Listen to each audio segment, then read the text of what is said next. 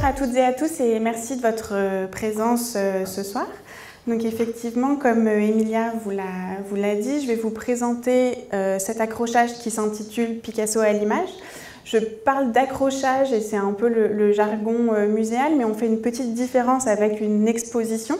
Et si vous connaissez bien le musée, vous savez que généralement, au rez-de-chaussée et au premier étage, on a des expositions temporaires donc pour lesquelles on fait appel à des prêts extérieurs. Et au deuxième et troisième étage, comme c'est le cas ici, on a plutôt des accrochages de la collection permanente, donc qui sont bâtis uniquement à partir des œuvres du musée. Ce qui permet, le fait de changer ces accrochages régulièrement, ça permet en fait d'avoir un point de vue un peu différent sur les collections régulièrement. Ça permet que le public fidèle puisse découvrir des nouveaux points de vue et faire des nouveaux liens, disons, entre des œuvres que potentiellement vous pouvez bien connaître. Et ça permet de présenter au public des concepts un peu nouveaux à chaque fois. Et donc dans Picasso à l'image, le concept était de bâtir un parcours autour de l'image animée de Picasso. On voyait plusieurs avantages à cela. Le premier, c'est que ça permet d'avoir un autre point de vue sur l'artiste au-delà de la perception qu'on peut en avoir habituellement uniquement à travers ses œuvres, en se confrontant vraiment directement à son image propre.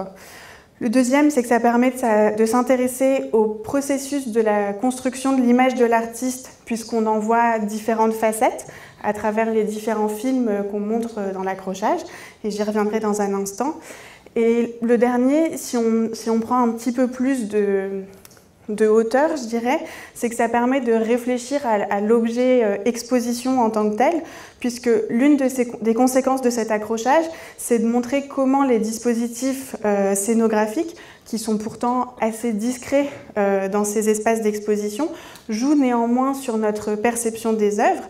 Et c'est particulièrement vrai pour ce qui concerne les films, puisque généralement, quand vous allez dans une exposition, à moins que ce soit une exposition consacrée par exemple au cinéma, les films sont présentés plutôt en petit. Dès qu'on est plus que 2 ou 3 devant, on se gêne mutuellement pour les voir correctement. Le son n'est pas très bon. Et si vous êtes comme moi, c'est souvent le truc que vous sautez dans la salle en vous concentrant plutôt sur les œuvres. Donc ce qu'on a voulu faire dans cet accrochage, c'était un peu de renverser cette façon de faire et vraiment de mettre en majesté les films, d'en faire le point focal du parcours. Et on a essayé de faire ça de plusieurs manières. La première chose, c'est que l'ensemble des films sont directement dans l'axe de visite du visiteur. Donc quand vous entrez dans une salle, c'est la première chose que vous voyez. Vous n'avez pas besoin de vous retourner ou de les chercher dans un coin. On a aussi beaucoup travaillé sur la qualité de l'image avec un prestataire technique qui nous a accompagnés tout au long du montage et même en amont pour s'assurer qu'on avait la meilleure qualité d'image possible et une projection en grand format. Donc on a des projections qui font au minimum 2,50 m sur 1,80 m, donc c'est très grand. Et l'idée, c'est que ça permette vraiment de s'immerger un peu dans cette image. Et voilà, de cette manière, on a le sentiment que les films accèdent vraiment au statut d'œuvre et en tout cas tiennent la comparaison par rapport aux œuvres qu'on peut montrer en regard. Donc dans cet accrochage, il y a eu, je dirais, 4 axes directeurs qui ont un peu guidé nos choix de construction de cet accrochage. Le premier, c'était d'avoir une amplitude chronologique aussi large que possible, puisqu'on est dans le parcours des collections permanentes et que l'idée, c'était de montrer un pan important des collections.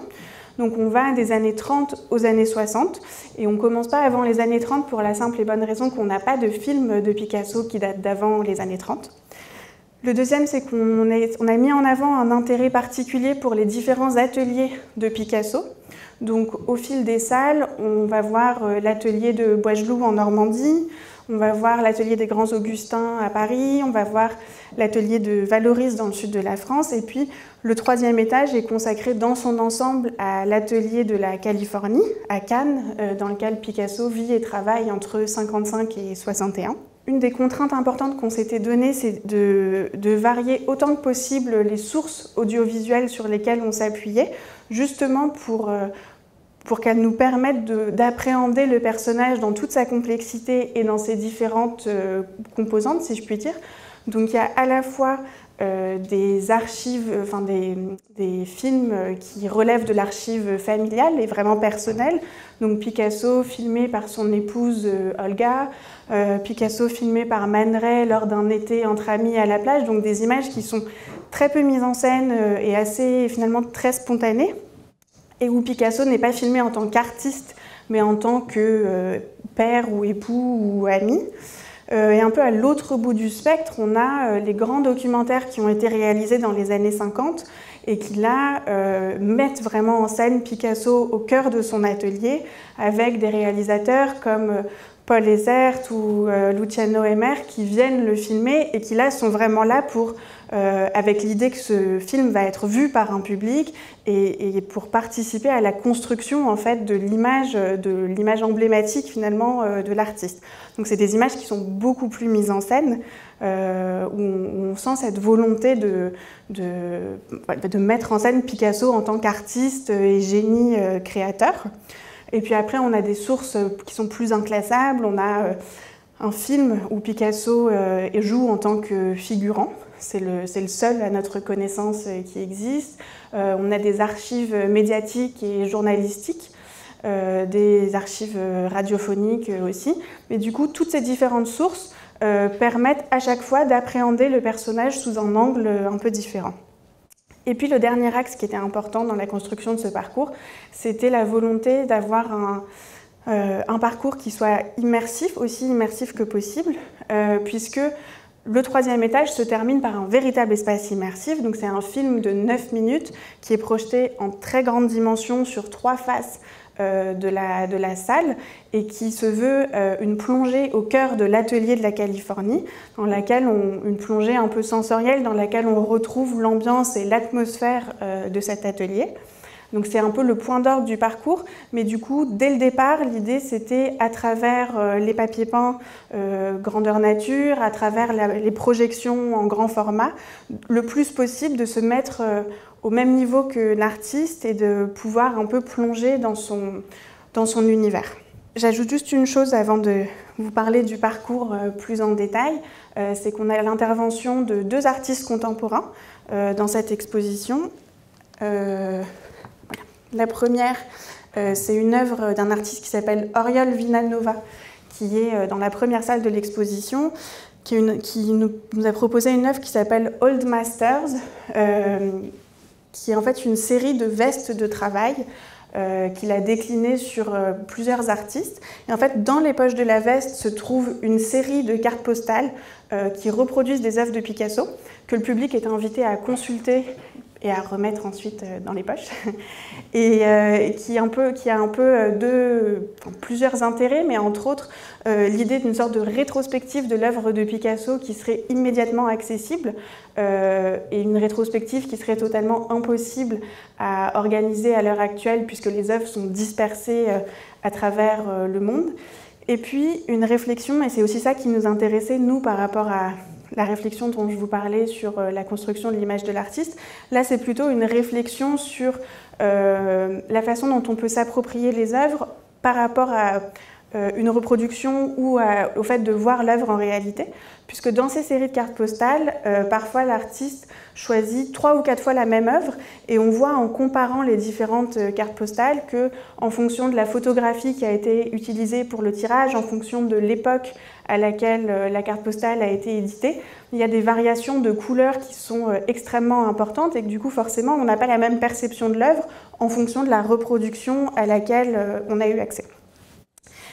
Et puis, deuxième artiste à intervenir dans les espaces d'exposition, c'est donc un artiste qui s'appelle Adalberto Meccarelli et qui a réalisé in situ, à la demande du musée, une série d'installations lumineuses dont vous voyez là un certain nombre d'exemples. Donc c'est des sculptures lumineuses qui sont dispersées à travers l'espace d'exposition et qui instaurent un peu un jeu avec le visiteur, puisque ces installations lumineuses sont présentées dans des elles sont pas immédiatement visibles au moment où on rentre dans une salle, elles sont souvent en hauteur, elles sont souvent dos aux visiteurs quand on entre dans une salle. Donc il y a un petit peu l'idée d'inviter le visiteur à lever le nez, regarder les espaces, regarder l'architecture pour découvrir ces œuvres. Voilà un peu pour le contexte général. Je vais vous parler du coup, je vais vous proposer un peu une traversée de l'accrochage salle par salle pour vous montrer la façon dont on a travaillé et ce qu'on a essayé de mettre en avant dans chacune des salles. Donc le tout début du parcours, c'est la rampe Simounet qui permet d'accéder aux salles du deuxième étage. Et dès ici, vous voyez cette volonté dont je vous parlais d'avoir des images grand format qui permettent une confrontation un peu directe avec l'artiste. Et sur chacun des papiers peints que vous voyez ici, Picasso est représenté à l'échelle 1.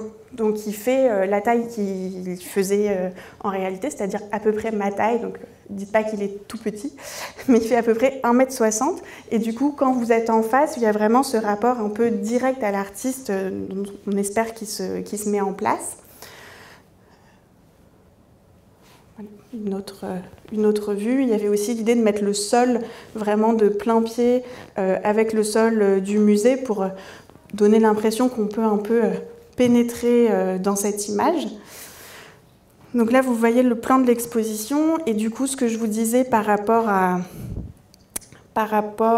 au sens de parcours du visiteur, vous voyez que les films, le premier film, donc on arrive nous par ici, le premier film est là, le deuxième est ici, puis ici, ensuite là. Donc il y a vraiment cette idée, à chaque fois qu'on rentre dans une salle, que ce soit la première chose qu'on voit et qu'on soit vraiment happé par cette image de Picasso qui apparaît à l'écran. Alors la première salle, c'est la seule salle qui échappe un peu à l'ordre chronologique, puisqu'on montre qu'on montre une interview de Picasso qui date de 1966, donc plutôt à la fin de la vie de Picasso, et qui a été un peu qui a été l'une des premières surprises qu'on a eues en travaillant sur cet accrochage, puisque, à notre connaissance, c'est la seule interview télévisée un peu face caméra de Picasso.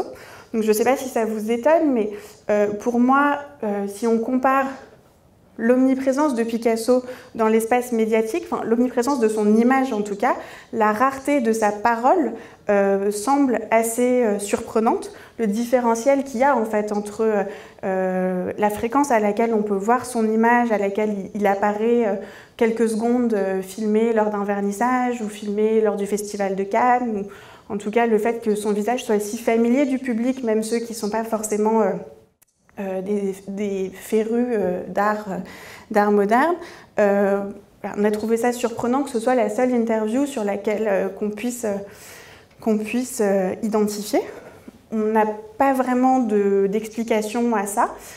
Au fil de nos recherches, il y a différentes hypothèses qu'on a croisées, mais qui sont toutes, qui restent en tout cas des hypothèses à ce stade. Françoise Gillot, par exemple, qui est la compagne de Picasso entre 1943 et 1953, explique que pour réaliser des entretiens à la radio ou à la télévision, il faut se déplacer en studio, et que Picasso considère que c'est ni à lui de se déplacer, puis qu'il n'a pas tellement le temps de se préoccuper de ce genre de choses. Donc ça peut expliquer l'absence de ce type d'entretien. Et puis, dans une autre émission de radio qu'on écoute sur Picasso, on entend une autre hypothèse qui est que manifestement Picasso n'aimait pas trop sa voix et que du coup c'était pas forcément un exercice qui lui était très agréable ni très facile. Voilà, donc c'est des pistes qui peuvent expliquer cette rareté relative de sa parole, mais on n'a pas de réponse définitive. Et du coup, dans cette salle, on confronte cette interview avec le buste d'homme écrivant, qui est une œuvre qui date de 1971, donc quelques années à peine après l'interview. Et dans un cas comme dans l'autre, on est vraiment sur la fin de la vie de Picasso, puisqu'il meurt en 1973. C'est une œuvre que vous n'avez probablement pas vue très souvent au musée, puisqu'elle est en dépôt au musée de Castres depuis assez longtemps. Et là, le musée est en travaux pour 1 an, ce ce qui nous a permis de la récupérer pour cet accrochage. Donc on est très content de pouvoir la montrer. Et Picasso, à la fin de sa vie, travaille beaucoup sur le genre du portrait d'homme. Dans la bibliographie liée à l'artiste, il y a souvent l'hypothèse qui est émise que ce sont des autoportraits plus ou moins fidèles. C'est une hypothèse sur laquelle on a plutôt tendance à revenir aujourd'hui, puisqu'on n'a pas forcément besoin de forcer l'identification entre ces portraits et le personnage de Picasso lui-même. Mais ce qui est certain, c'est qu'à la fois dans ces séries d'œuvres et dans l'interview qu'on entend dans la salle, Picasso, à la fin de sa vie, réfléchit quand même, il y a une sorte de regard rétrospectif sur la construction de son image en tant qu'artiste et en tant qu'homme également. Dans la deuxième salle, on a créé, c'est une grande salle, je ne sais pas si vous l'avez en tête, qu'on a séparée en deux blocs, mais qui sont reliés par deux points communs. La première, c'est qu'on est dans un cas comme dans l'autre dans les années 30. Donc là, ce que vous voyez à l'écran, on est au début des années 30 et un peu plus loin dans la salle, on sera en 1937. Et la deuxième, vous voyez que la salle s'appelle Images intimes. Et le point commun, c'est que les deux films qu'on voit dans cette salle, ce sont des films qui relèvent plutôt de l'archive personnelle, comme je vous le disais, où Picasso n'est pas filmé, n'apparaît pas à l'écran en tant qu'artiste. D'ailleurs, on ne voit d'œuvre dans aucun de ces deux films. Donc dans le premier, on voit Picasso à Boisgeloup, qui est filmé, la caméra est posée devant le manoir de Boisgeloup, qui est le manoir que Picasso achète en 1931 en Normandie. Et on le voit, comme vous voyez à l'écran ici, avec son fils. On le voit aussi un peu plus loin avec son épouse. Donc c'est vraiment un film familial. Et on présente ce film avec des œuvres qui ont été réalisées à la même époque et au même endroit. Donc des œuvres qui ont été réalisées à Boisgeloup. Vous le voyez à l'écran, la peinture nature morte, buste, coupe et palette, et puis la tête de femme qui, alors là c'est une capture d'écran de nos plans de scénographie, mais la tête de femme est présentée devant un papier peint qui là aussi invite un peu à se plonger dans l'espace de l'atelier. Cet atelier ayant la particularité d'avoir permis à Picasso de se consacrer à la culture un peu monumentale, ou en tout cas en grand format, puisqu'il passe de son atelier parisien où il manque d'espace à cet atelier normand où il investit les anciennes écuries qui du coup lui permet vraiment de se déployer dans l'espace. Donc un peu plus loin dans la salle, je vous le disais, on a toujours cette idée de l'intimité de Picasso. Alors ça c'est Paul Éluard que vous voyez à l'écran. On va voir Picasso dans un instant. Mais du coup, vous voyez, c'est un film qui a été tourné en 1937 par Man Ray, l'artiste. On voit dans ce film plusieurs artistes, notamment Paul Éluard et Roland Penrose, qui sont des amis proches de Picasso. Et c'est un film filmé, c'est l'été à la Garoupe, donc à Antibes, dans le sud de la France, entre amis, vous voyez là, autour d'une table de repas. On voit effectivement aussi Nuche Éluard, donc voilà, vous voyez, c'est une image tout à fait personnelle et assez amusante, en tout cas très peu mise en scène. Les œuvres qu'on montre en vis-à-vis des films, on les a choisies selon plusieurs critères. Donc parfois, comme c'était le cas à Boisgeloup, parce qu'on montre un film de Boisgeloup, on montre aussi des œuvres qui ont été réalisées au même endroit et à la même époque. Là, c'est pas tout à fait le cas, puisque vous voyez que le film date de 1937 et l'œuvre de 1925, donc elle a quand même été réalisée 10 ans auparavant. Mais le lien, il se fait d'une autre manière, qui est que dans le film, une partie des artistes qu'on voit ont été des acteurs importants du mouvement surréaliste. Et Picasso lui-même n'a jamais véritablement fait partie du mouvement surréaliste. Néanmoins, certaines de ses œuvres, à la fin des années 20, au début des années 30, ont pu être associées à la mouvance surréaliste. Et c'est le cas notamment de cette œuvre, le baiser, qu'on montre dans la salle. Donc là, le lien, il est plutôt par rapport aux protagonistes qu'on voit dans le film, et pour illustrer un peu les liens qu'il peut y avoir entre Picasso et ses différents individus. dans la salle juste après, qui est la petite salle qu'on appelle la salle des boiseries, on montre donc cette œuvre, la femme assise devant la fenêtre, mais surtout on fait écouter en fait la voix de Picasso dans 2 extraits radiophoniques différents. L'idée c'était, je ne sais pas si vous avez beaucoup entendu Picasso parler, il a quand même un accent espagnol qui est assez prononcé et c'est pas toujours évident en fait de premier abord de comprendre bien ce qu'il dit. Donc c'est des extraits, enfin le premier extrait qui est L'art et la vie, hommage à Picasso, c'est un extrait qui est assez long, qui dure quasiment 5-6 minutes. L'idée c'était d'inviter le visiteur à s'asseoir puisqu'il y a des bancs et puis avoir le temps de s'habituer à cette diction de Picasso pour ensuite pouvoir écouter véritablement ce qu'il a à dire, donc rentrer dans ce discours. Et c'est une interview de Picasso qui date de 1961 où il parle d'une exposition en cours à Vallauris et il explique, il est interrogé sur ses pratiques artistiques, sur ce sur quoi il travaille en ce moment, donc il explique tout ça aux journalistes. Et le deuxième extrait, c'est un extrait assez loufoque et un peu inattendu, qu'on a découvert quelques semaines avant l'inauguration de l'exposition, mais qu'on a trouvé intéressant d'ajouter parce que ça contribuait complètement à ce qu'on voulait faire, qui était vraiment montrer différentes facettes de Picasso. Et je vais vous en faire écouter un extrait, mais en fait c'est une interview dans laquelle Picasso parle une langue totalement inventée. Et le journaliste et les gens qui sont autour de lui se prêtent au jeu, donc il raconte vraiment n'importe quoi, ça veut rien dire. Et le journaliste est là, vous avez un accent extraordinaire, c'est très intéressant ce que vous nous dites et tout.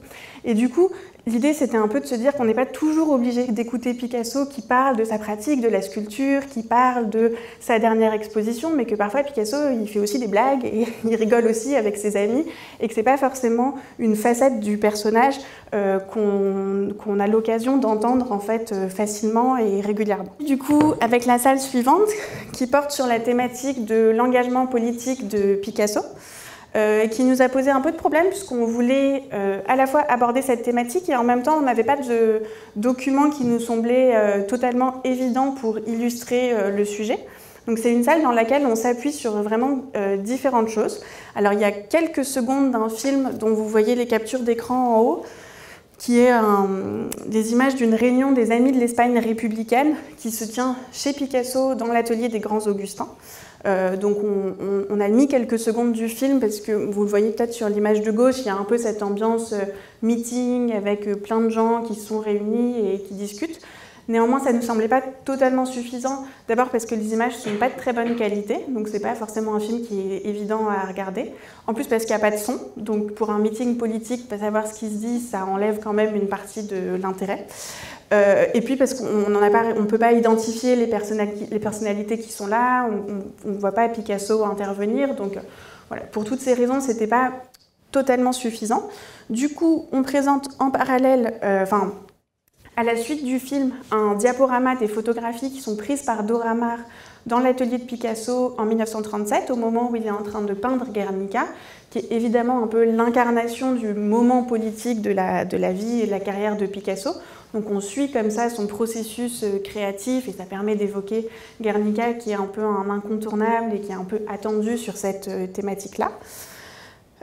Et puis dans la salle, périodiquement est diffusé un extrait sonore de Picasso qui intervient au Congrès des intellectuels pour la paix de Wrocław, où il défend une motion pour la libération de Pablo Neruda, et qui est donc un texte assez engagé en faveur de la liberté et de la liberté de créer des artistes. Donc ces trois éléments, disons, qui se complémentent, qui viennent en complémentarité les uns des autres, illustrent ce thème de l'engagement politique de Picasso. Et en regard, on montre deux affiches pour les mouvements pour la paix qui sont illustrées de dessins réalisés par Picasso. Et cette œuvre donc, que vous voyez là, le Jeune garçon à la langouste, qui est réalisé en 1941, donc pendant la guerre, et qui est assez représentatif de ce que Picasso fait à cette époque, c'est-à-dire en dehors de quelques œuvres un peu marquantes, un peu phares, comme Guernica, qui illustrent directement la violence de l'époque. Sinon, Picasso n'illustre pas directement la guerre et produit plutôt à cette période des œuvres comme celle-ci, qui, bon, vous voyez, sont dans des tonalités un peu de gris, de brun, de noir, et qui provoquent en fait quand même un certain sentiment de malaise chez le spectateur. D'abord parce qu'il y a une sorte de fossé entre le titre de l'œuvre « Jeune garçon à la langouste » qui laisse présager d'une scène enfantine et potentiellement assez inoffensive, et finalement ce qu'on voit qui est ce petit garçon avec un rictus un peu sadique qui est en train de serrer cette langouste dans la main. Et donc il y a finalement quand même une sorte de violence un peu sourde qui émane de cette toile. On voit que l'espace aussi semble un peu contraint, ce qui est souvent le cas dans les œuvres de Picasso dans les années 40. Donc voilà, ça permet un peu d'illustrer ce que Picasso peut faire dans ces années-là. La salle suivante, donc on l'a intitulée Picasso, commissaire d'exposition, et c'est un film qui est assez intéressant mais un peu frustrant aussi. Il est intéressant parce qu'on voit, comme vous le voyez là sur les captures d'écran en haut, Picasso qui est en train de commenter son accrochage auprès de Françoise Gillot, donc qui est sa compagne de l'époque, et qui déplace en fait certaines œuvres. Donc ça permet de montrer en quelque sorte l'envers du décor. Et le fait que Picasso ne s'arrête pas forcément à la création, mais qu'ensuite, en l'occurrence ici, il est aussi impliqué dans le processus de monstration de ses œuvres. Mais c'est un peu frustrant parce que c'est un film dans lequel il n'y a pas de son. Dans l'exposition, s'il y a du son dans le film qu'on montre, le son est laissé, et si vous n'entendez pas de son, c'est que c'est un film muet. Donc voilà, on a interrogé un petit peu autour de nous pour savoir s'il y avait une version de ce film qui existait avec le son, parce qu'il est vraiment en train de commenter l'accrochage, donc ça aurait été assez précieux de savoir ce qu'il disait à Françoise Gillot, mais on n'a pas trouvé, on pense que ça n'existe pas. Donc voilà, on ne sait pas ce qu'il lui dit, donc on reste un tout petit peu sur notre faim, mais c'est quand même des belles images. Et en regard de ces œuvres, on montre... en regard du film, on montre des œuvres qui ont été réalisées à la même époque et sur les mêmes thématiques que celles qu'on voit à l'écran. Donc il y a vraiment un écho très direct entre les images qu'on voit dans le film et celles qui sont dans la salle. Vous voyez en haut à droite, on voit Picasso en train d'accrocher un pigeon. Et voilà, c'est pas le même, mais on a aussi un pigeon des collections qui est montré, qui date exactement de la même époque. Donc il y a quand même un jeu de correspondance à faire entre ce que vous voyez sur la projection et ce que vous voyez dans la salle. Les deux salles suivantes, on arrive sur un type d'image que j'évoquais en introduction, puisqu'on est à Vallauris dans les deux cas. Donc dans cette salle-là, plutôt sur la thématique de la sculpture de Picasso à Vallauris, et dans la salle suivante, plutôt sur la thématique de la céramique à Vallauris. Mais dans un cas comme dans l'autre, on montre 3 films dans ces deux salles. Et ces 3 films qui ont été réalisés par des grands réalisateurs et qui là viennent vraiment rencontrer Picasso au cœur de son atelier. Et là, on est vraiment dans une image qui participe à la création un peu du mythe de l'artiste. C'est des images qui sont beaucoup moins spontanées que celles qu'on a pu voir jusqu'à présent. Parfois, ça tend même un peu à l'image un peu superficielle. On voit Picasso qui prend une sculpture dans ses mains et la consigne, ça doit être fait-la tourner et prend un air très intense en la regardant. Donc parfois, c'est presque un peu trop, mais ça donne aussi naissance à des images qui sont parmi les plus belles qu'on a produites sur Picasso, où le réalisateur a réussi vraiment à capturer un peu la virtuosité du geste. Et je vous en montrerai un exemple dans un instant.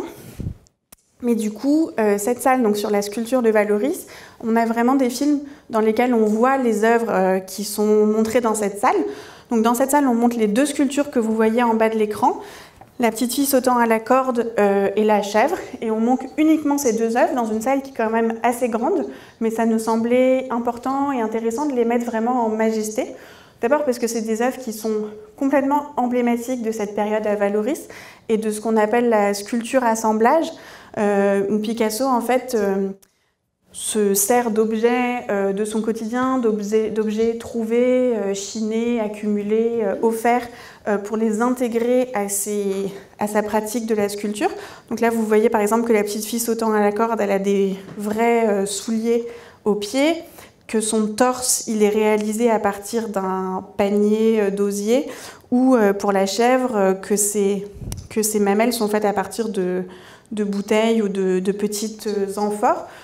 Donc il y a l'idée d'intégrer ces objets tout faits dans la création d'une nouvelle forme. Et ça, c'est vraiment un tournant un peu dans l'œuvre de Picasso au début des années 50. Et puis par ailleurs, c'est deux œuvres qui sont extrêmement fragiles, donc qui ne voyagent plus en dehors du musée.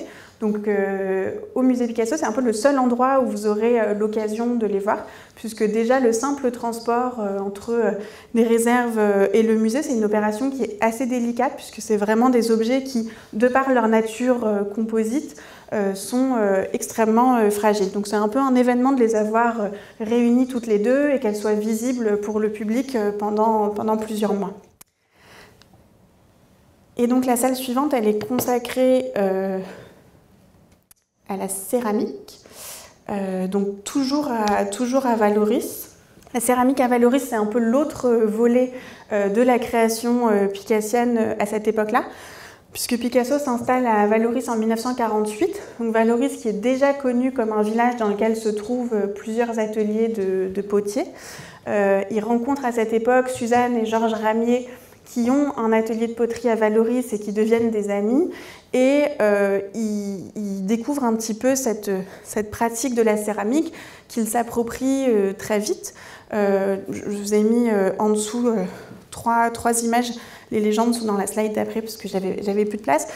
Mais l'idée, c'était un peu de montrer comment Picasso, à la fois, réutilise des formes traditionnelles. Vous voyez au milieu la plaque céramique émaillée ou à gauche un plat, mais les retravaille avec des thématiques qui lui sont propres, qui sont liées à son histoire personnelle ou à sa pratique artistique, mais aussi des formes plus nouvelles qu'il met en place.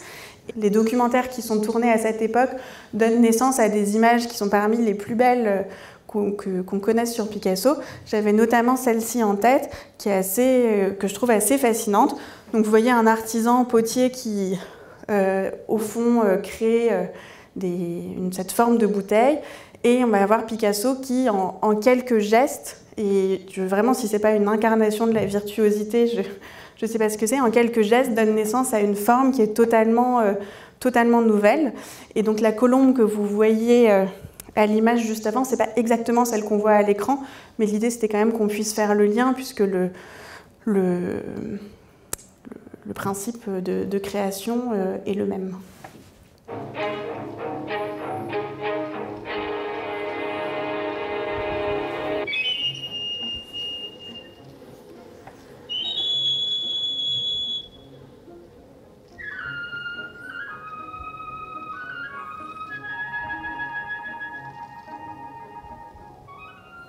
Mentre Picasso faceva ruotare la sua colomba appena creata dalle sue mani, riflettevo sul significato del titolo che ho voluto dare al breve racconto della sua opera nel primo cinquantennio di questo secolo, Una colomba fra due guerre. Et la dernière salle donc, du deuxième étage, elle montre un film qui est un peu un inclassable parmi les films qu'on montre, sur lesquels on voit Picasso, puisque ça fait partie des 3 films répertoriés, des 3 films de cinéma dans lesquels on voit Picasso apparaître. Donc là, il s'agit du Testament d'Orphée, qui est un film de Cocteau qui date de 1959. Et en fait, c'est le seul film où Picasso ne joue pas son propre rôle. C'est-à-dire que dans les deux autres films, pendant ces 2 autres apparitions au cinéma, il y a Le Mystère Picasso, dont on va parler un peu après, mais où Picasso est filmé en tant que Picasso. Et il y a La vie commence demain de Nicole Védresse. C'est une sorte de rencontre de différentes personnalités du monde culturel et artistique, mais où de même, là, Picasso est interviewé en tant que Picasso. Dans le Testament d'Orphée, vous le voyez sur l'image qui est en haut à droite, Picasso est un simple figurant. et je vous laisserai me dire ce que vous en pensez quand vous l'aurez vu en salle. C'est pas un excellent acteur a priori, il s'est pas trompé de carrière, donc il apparaît vraiment que quelques secondes à l'écran, mais c'est quand même un jeu plutôt assez outré et pas forcément très subtil. Mais vous voyez, Picasso donc, est en haut à droite, en bas à gauche c'est son épouse Jacqueline Picasso.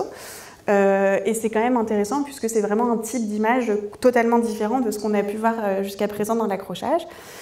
Et on présente ce film en regard de la flûte de Pan, que vous voyez aussi à l'écran, qui est un des chefs-d'œuvre absolus du musée.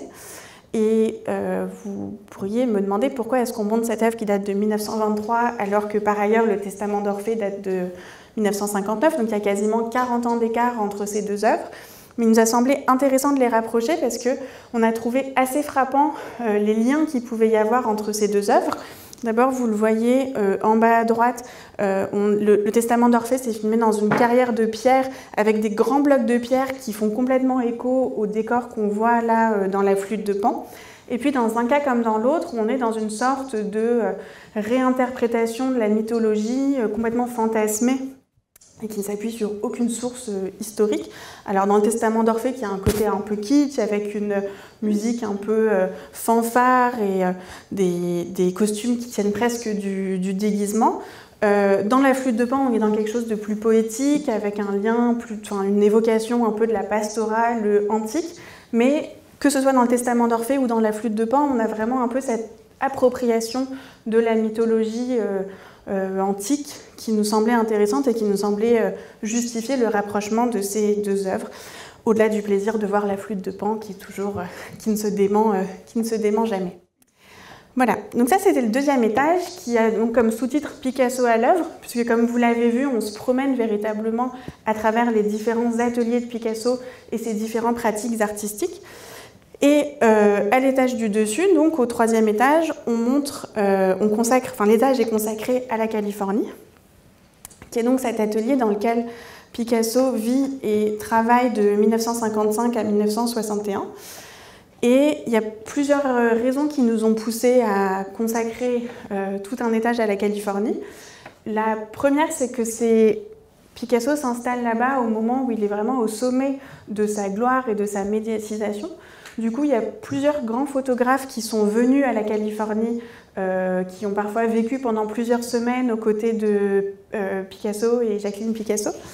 Donc c'est un atelier pour lequel on a énormément de matières photographiques et de ressources documentaires qui nous permettent de bien connaître l'intérieur de la demeure.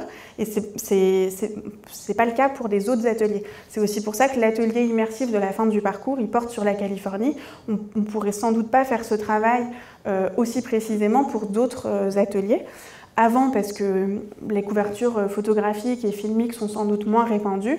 Et dans le dernier atelier de Picasso, à Moulins, où il emménage après la Californie, on est vraiment dans un espace qui est beaucoup plus intime et dans lequel les visiteurs sont vraiment moins les bienvenus. Donc ça, c'est la première raison. Et la deuxième raison, c'est que la Californie, c'est un lieu assez fascinant, puisque c'est à la fois un lieu où Picasso vit au quotidien et son atelier de travail. Donc la Californie, c'est une grande villa Belle Époque qui a été construite en 1920, mais dont les plans datent des années 1900. Donc architecturalement, on est plutôt vraiment sur la fin du 19e siècle, début du 20e siècle. Donc voilà, donc ces trois grandes pièces, c'est à la fois des pièces de réception où Picasso reçoit ses invités et où la vie quotidienne véritablement prend place. Et c'est aussi l'espace où il travaille. Donc il y a une sorte d'imbrication totale en fait entre l'espace de vie et l'espace de création qui est assez frappante et qui est assez fascinante, qu'on voit très bien dans les différentes photographies qu'on a de ces espaces qui ont vraiment été photographiés sous toutes les coutures, et on voit vraiment cette espèce d'accumulation de la production de Picasso ces années-là, et on a beaucoup de photos où on voit une table remplie d'amis qui ont été invités là pour le déjeuner, et en même temps des œuvres qui s'entassent au sol, des tableaux qui sont appuyés les uns contre les autres contre les murs, qui sont accrochés aussi au mur, des céramiques qui sont par terre, le chevalet avec une œuvre qui n'est pas encore terminée. Donc cette espèce de mélange des genres est assez caractéristique de la Californie et c'est à la fois assez beau à voir et vraiment, oui, assez fascinant. Donc c'est toutes ces raisons qui nous ont poussés à choisir la Californie pour cet étage, avec l'idée d'entrer plus en détail dans la vie de cet espace. L'idée pour la première salle, c'était de se mettre dans la peau d'un visiteur qui découvrirait la Californie pour la première fois. Et on avait un film qui nous permettait justement de faire ça, puisque la Californie est filmée de l'extérieur. Donc avant de rentrer dans la Californie, on la voit de dehors. Donc on devine cette architecture Belle Époque. Et on voit donc Picasso là qui est sur le perron et qui dessine. Un petit peu après, on va voir le jardin, qui est vraiment une sorte d'extension de l'atelier, puisqu'il y a un certain nombre de sculptures qui sont installées dans le jardin et qui font vraiment partie du décor. Voilà, donc c'est un premier contact un peu magique avec cet espace. J'en profite le temps qu'on voit les images du jardin pour vous dire que sur cet étage qui est dédié à la Californie, on a vraiment fait un travail précis pour que ne soient montrées que des œuvres soit qui ont été réalisées à la Californie, soit dont on peut dire avec certitude qu'elles ont été présentes à la Californie à un moment ou à un autre, notamment quand il s'agit d'œuvres antérieures, parce qu'on sait que Picasso a fait venir de Paris certaines œuvres qui étaient restées, des œuvres de sa collection personnelle. Voilà, c'est les deux œuvres qui sont à gauche, on les voit dans la première salle du parcours. Et vous voyez ce paysage un peu enchanteur avec la vue sur la Méditerranée et les sculptures installées dans le jardin. Donc toutes les œuvres que vous voyez à cet étage-là, c'est des œuvres qui, à un moment ou à un autre, ont été montrées à la Californie. Là, je vais passer rapidement. C'est une petite salle dans laquelle on a présenté une sélection d'archives que je vous laisserai découvrir. L'idée dans la sélection d'archives, c'est toujours un peu la même. C'est à la fois pour nous d'exploiter ce fonds qui est un des fonds importants du musée et qui n'est pas encore complètement connu. Donc à chaque fois qu'on a un nouveau sujet de recherche, on se plonge dans les archives pour voir si on peut trouver un peu des éléments qui se rapportent à nos sujets de recherche. Et souvent, ça permet, en tout cas ici, ça permet d'apporter un éclairage un peu plus concret, puisque dans les archives, ce qu'on trouve, c'est vraiment des traces de la vie quotidienne. Donc, c'est des factures pour tailler les palmiers du jardin, c'est les courriers des gens avec qui Picasso s'entretient à cette époque-là, c'est des dessins d'enfants, puisque Picasso accueille ses enfants l'été, pendant les premières années où il vit à la Californie. Voilà, c'est un peu ce type de petites traces de la vie quotidienne qui permet un peu de s'imaginer la vie d'un point de vue concret à la Californie. Et dans cette salle aussi, on a demandé aux graphistes avec qui on travaille, qui sont de l'agence Graphica, à partir d'une photo, de créer ce dessin de la villa de la Californie. Et en salle, vous verrez qu'il y a des numéros qui renvoient à des photos.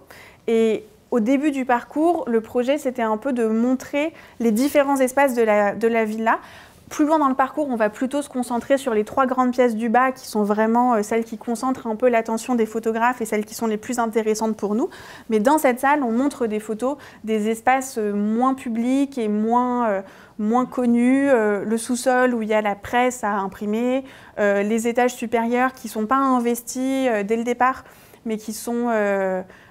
voilà, dans lesquels Picasso va être amené à travailler par la suite. Donc c'était pour qu'on ait une vision aussi complète et aussi globale que possible de cette villa, en dehors des pièces un peu de réception. La salle qui suit, elle est consacrée à Jacqueline Picasso. C'était vraiment indispensable pour au moins 2 raisons. La première, c'est que c'est un personnage, c'est une personnalité centrale de la Californie. On la voit sur absolument toutes les photographies, quasiment toutes les photographies qui ont été prises à cette époque-là.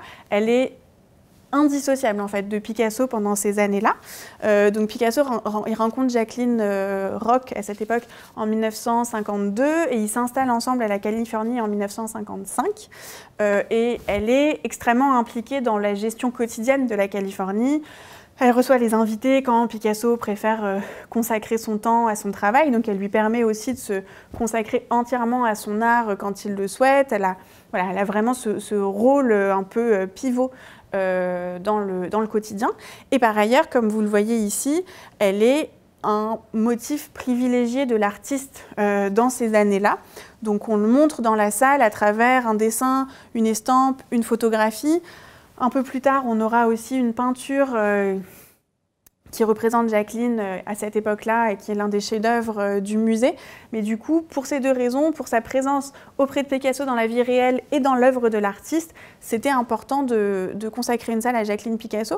On s'est heurté à une difficulté néanmoins, c'est que quand on a imaginé cette salle, on imaginait bien qu'à partir de nos œuvres, enfin on savait pertinemment qu'à partir de nos œuvres, ce serait facile de faire une salle autour de Jacqueline Picasso. Et ce qu'on aurait souhaité, c'était avoir un film qui montre Jacqueline évoluant à la Californie, puisqu'elle est vraiment très présente dans toutes les photographies qu'on voit. On n'a pas imaginé que ce serait difficile de trouver un film de Jacqueline à la Californie, et on n'en a pas trouvé. Donc ça, c'était un peu une des déceptions, et c'est une des difficultés qu'on a eues aussi pendant cet accrochage, c'est qu'on connaît bien nos collections, mais on connaît peut-être moins bien, enfin on connaissait moins bien les films avant de commencer à travailler sur l'accrochage. Maintenant, on les connaît tous par cœur, mais voilà, on aurait voulu un peu pouvoir incarner sa présence par une vraie image animée, puisqu'on le voit à travers les images de Picasso, le fait de voir une image en mouvement, ça contribue quand même vraiment à donner de la présence à la personnalité qui est filmée. Et le seul film qu'on a trouvé, il dure quelques secondes et vous le verrez en salle, et c'est Jacqueline Picasso dans une attitude extrêmement impassible qui pose en fait pour Picasso qui est en train de la dessiner. Donc on reconnaît à l'arrière le salon de la Californie, et donc enfin je veux dire, il est tout à fait à sa place dans cette salle-là, mais c'est une petite déception par rapport à ce qu'on aurait voulu, montrer initialement. Ensuite, on a une salle qui est consacrée au mystère Picasso. Donc, c'est ce film de Henri-Georges Clouzot que vous connaissez probablement, voilà, qui date de 1955 et qui donc n'a pas été tourné à la Californie, mais qui est tourné au moment où Picasso s'installe à la Californie, dans le sud de la France.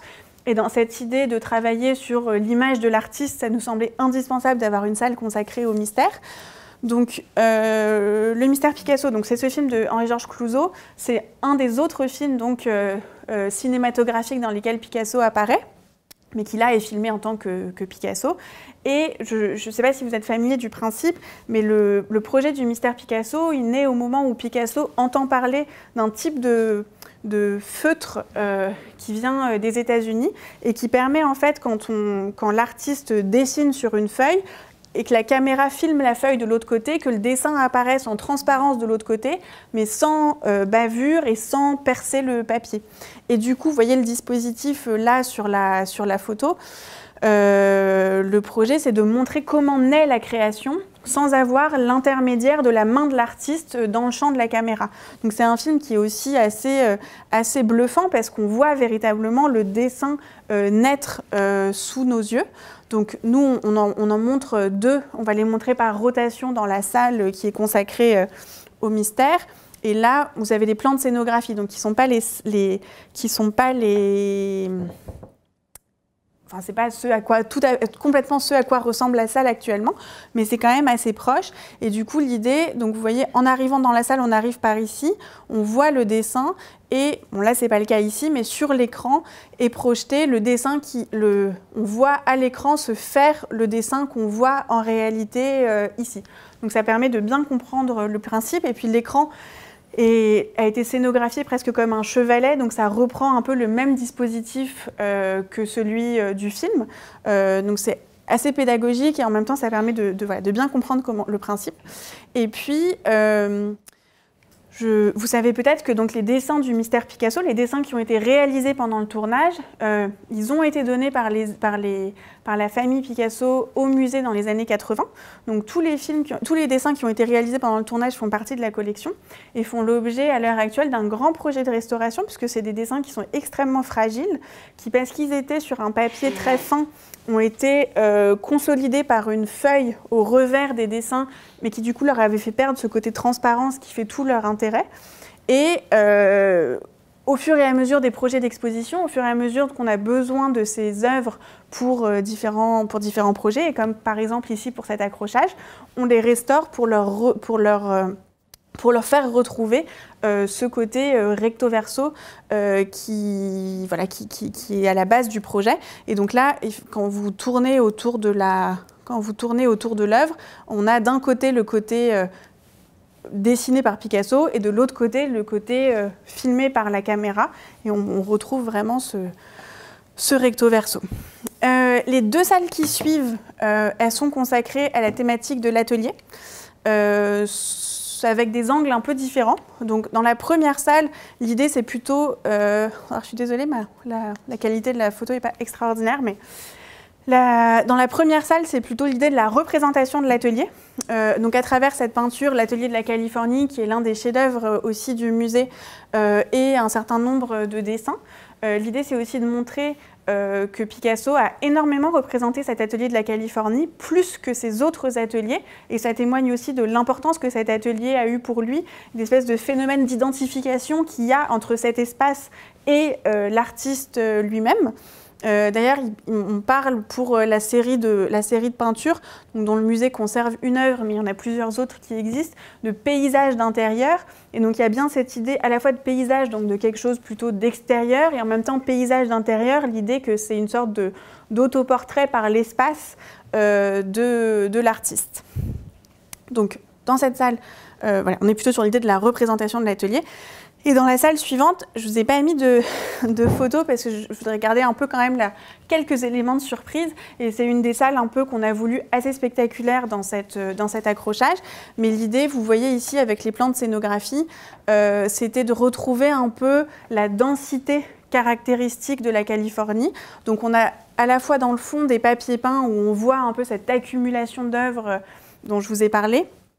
Et devant, alors on a des céramiques qui sont suspendues sur le papier peint, et devant on a un certain nombre de sculptures, on a à côté des dessins, une estampe, plusieurs peintures.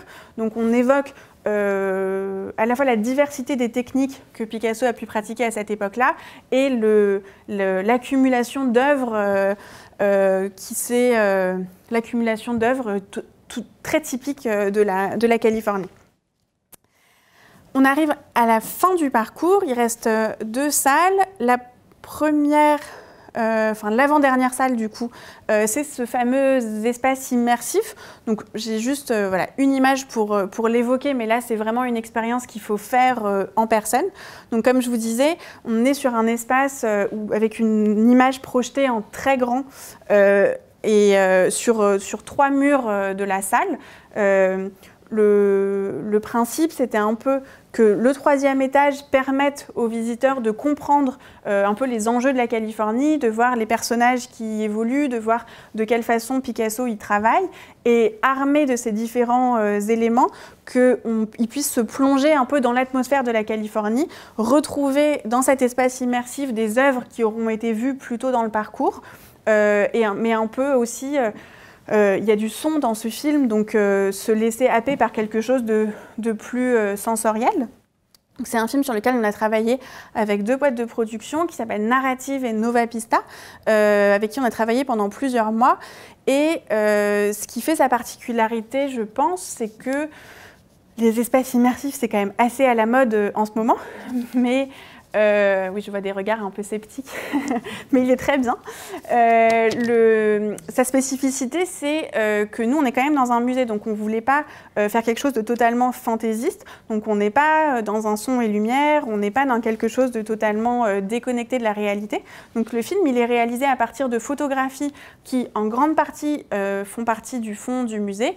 Pour certaines, on est allé les chercher ailleurs, mais du coup, c'est des images qui ont été un petit peu travaillées pour qu'elles puissent s'enchaîner correctement et que ça ne donne pas l'impression d'un diaporama photo, mais elles n'ont pas été manipulées, donc c'est quand même un témoignage assez fidèle de la réalité. Et puis, il y a donc des voix qui parlent dans cet espace, et là encore, ce sont des acteurs, mais il n'y a rien d'inventé, ce sont des acteurs qui lisent des extraits de témoignages de proches de Picasso, qui, soit dans une biographie de Picasso, soit dans des ouvrages qui évoquent leurs propres souvenirs, parlent des périodes qu'ils ont pu passer à la Californie et de la connaissance qu'ils ont eue de cet espace. Donc, encore une fois, si je puis dire, c'est fidèle historiquement et c'est vraiment sourcé. Tout ce qui est dit et tout ce qui est montré dans cette salle correspond à une réalité qu'on peut, pour laquelle on a des témoignages matériels, si je puis dire. Voilà, et puis donc la dernière salle, on y montre deux choses. La première chose, c'est une série de photos qui va tourner en cours d'exposition puisque l'accrochage dure assez longtemps et que la photographie est sensible à la lumière. Mais je trouvais intéressant de commencer avec cette photo-là particulièrement, parce qu'elle a été achetée par le musée l'année dernière, donc en 2020. Et du coup, pour un public qui n'a pas forcément l'habitude du fonctionnement du musée, ça permet d'évoquer le fait que les collections d'un musée, elles sont en mouvement et c'est pas du tout quelque chose de figé. Donc évidemment, on n'est pas amené à acheter des dizaines de peintures de Picasso chaque année. Néanmoins, sur des thématiques qui nous intéressent, comme celle de Picasso dans ses ateliers, comme celle de Picasso à la Californie, on est aux aguets et on peut être amené à faire ce type d'achat et d'acquisition. Par ailleurs, c'est une très belle photo qui est vraiment une sorte de condensé de l'univers de la Californie, puisque on voit au premier plan la ligne du fauteuil à bascule, qui est un peu le fauteuil fétiche de Picasso, qu'on voit sur énormément de photos de la Californie. Et puis derrière, on devine un peu encore l'architecture de la villa. Donc elle incarne un petit peu... c'est vraiment ça, c'est vraiment un condensé de la Californie. Voilà, en fait, ce que je pouvais vous dire sur cet accrochage. Merci.